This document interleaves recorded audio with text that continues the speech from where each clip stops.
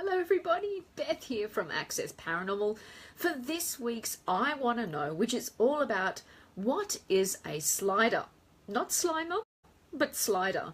And no, when I posted this information on Facebook, I didn't actually have any spelling issues like I normally do. It actually is a capital S-L-I and it's lowercase d-e-r, so it's slider, which is really interesting. And I know a couple of people were like, what on earth is that? And I know there was someone had mentioned the movie Sliders, but no, unfortunately this topic is not about that great movie. So sliders, what does that stand for? SLI is street light interference, and sliders are people who experience interference with street lights traditionally, and it could be any lights really, but traditionally it's actually street lights. So they're walking down and under a street light, and the street light either switches on or off, and then as they keep moving, then it switches on the opposite, and the next one switches on or off. Hello, Maurice, how are you? Hi, Chrissy. Hi, Damo. It's good to see everybody here. Vicky and Karina. So yeah, sliders are people who experience that street light phenomena and interference with the particular lights, whether they turn on or off. Now, of course, some people experience really intense emotion when they're going through this. So some people say they might be really, really happy or really, really sad, and it would affect street lights or even ceiling lights as well. That's one of the things that are somewhat reported too.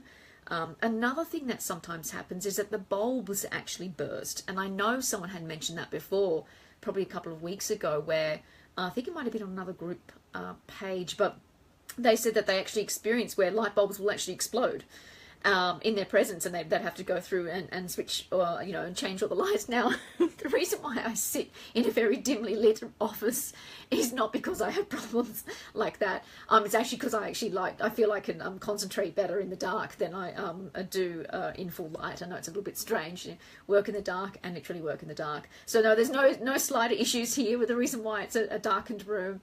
But yeah, that's one of the things as well. As a lot of people will say that they'll have lots of issues with light bulbs actually exploding. Now, for me, of course, when something like this happens, or I hear about something like this, I like to think, okay, what could possibly explain a phenomena like this as well? Hi, David. How are you? Good for you to join. Hey, Gary. So what can explain something like this? I mean, it's a pretty interesting phenomena, and like with most paranormal phenomena that we experience or hear about, it's about personal experience. So the person going through it's very drawn to them. It's what they experience, how they see it, and what's happened at the time. So that can be hard to verify, very hard to verify. And also another thing is it's spontaneous. So it's not something that can be controlled or traditionally can be controlled, where someone goes, right, I'm going to blow up that light bulb, bang, I mean, we'll talk a bit about maybe what could cause that, but traditionally it's actually a spontaneous phenomena, so it just kind of happens when it does and stops when it does too, so it can make it a bit difficult to try and figure it out. Hey, Jody, hey, you made it. So yeah, that's the other thing as well. So, as I said, paranormal phenomena, it's spontaneous, and it can be really difficult when it's personal experiences. So the first thing we think about, okay, so if someone's experiencing street light phenomena, street light interference, could it possibly be high EMF? So maybe they just got exceedingly high EMF at that point in time, and it affects the environment, making things turn on or off or explode. But when we think about the reasons why we use EMF detectors, and traditionally being very, very low bio-EMF from ourselves, it would have to be an extraordinarily high amount of EMF. I mean, if you're walking through a car park, you're probably setting off car alarms. So think about the radius, and if it's to do with streetlight phenomena, it's a high distance from the street. So you would be a very unhealthy individual if you're emitting that the level of EMF for a streetlight to actually turn on or off. Hey Mick, good to see you, mate. Hey Kaz. So yeah, keep that in mind as well. So that's the first thing I thought, oh, maybe it could be that. But our own bio-EMF is so tiny that we, if we put our own detectors around, we don't pick it up. And that's milligauss too. So it would have to be an extraordinary amount, and that person would not be a very well individual. So there's that. Then, of course, you might think, okay, what about from a static perspective? Maybe someone's giving us some sort of level of static that could change a light to switch on or off or explode.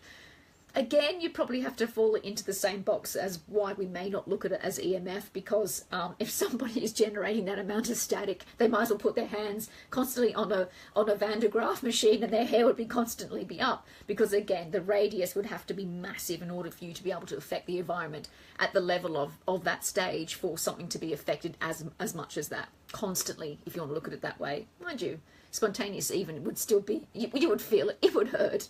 So we have to probably rule out static as well.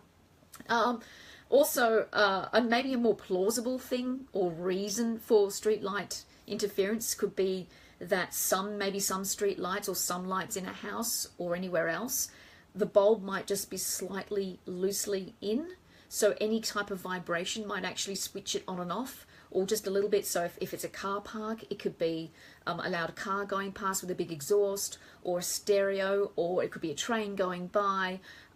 If it's a street, my goodness, you know, you're up to the elements of all different types of sounds, even planes maybe. So maybe that's something to keep in mind, where the connection is loose and it will actually flicker or switch on and off. I know sometimes I think some lights actually do have sensors in certain locations, and maybe the sensor's broken as well, so it could be that too. A bit more plausible as opposed to our other options that we looked at previously. Another thing as well is, like I mentioned before, the whole exploding thing. Maybe it could be PK or psychokinesis. So maybe it's the energy a person has within themselves that's so intense, it could affect lighting. And that would be more leaning, obviously, more towards the spontaneous side. But if they're doing that with lights, they'd be doing it with other objects as well. So that's one thing to keep in mind too. So if it's somebody who's dealing with PK, they could actually be, you know, electrical interference with you know, TVs or appliances would be malfunctioning as well. Sometimes even people who have watches, and the watches always die, you know, that kind of stuff. So they keep malfunctioning as well. Hey Sarah, how are you, sweetie? Oh, so I saw the tour and it went really, really well last weekend. I'm glad to see. So yes, all these different types of things. So if someone is possibly dealing with PK, it would be all different types of appliances or different types of things in the environment, not just lights. So that's one thing to keep in mind. But it could be an explanation as to why someone might be being affected as a slider as well. Now, keep in mind too, there is also people who may witness this and be more leaning towards it being something like street light interference. So in a nutshell, that's like, it's called observer bias. So they might actually be seeing something and be more open and receptive to the fact that that's actually what it is, as opposed to maybe possibly a normal explanation for it. And even just ourselves as well, keeping that in mind, that sometimes that someone is observing it might actually already believe that that's what it is first as well. Now, hi Maggie, how are you, sweetie?